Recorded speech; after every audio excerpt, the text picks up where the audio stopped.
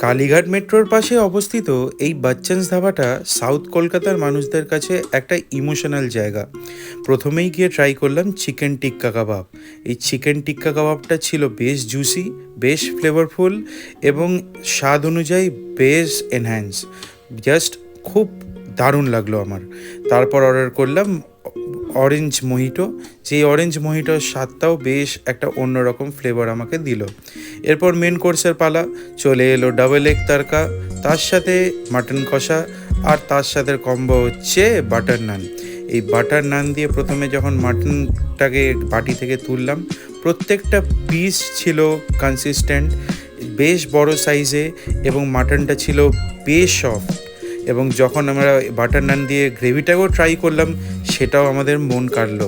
কিন্তু এই যে তড়কা অর্ডার করেছিলাম বাচ্চান্স দাবার, one of the most favoured item, সেই তড়কার একটু নুনটা কম থাকাতে স্বাদটা আমার কাছে একটু অ্যাভারেজ লাগলো।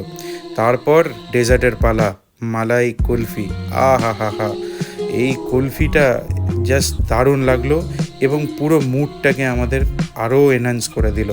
ভিডিওটি ভালো লাগলে লাইক শেয়ার করবেন, চ্যানেলটি ফলো করবেন।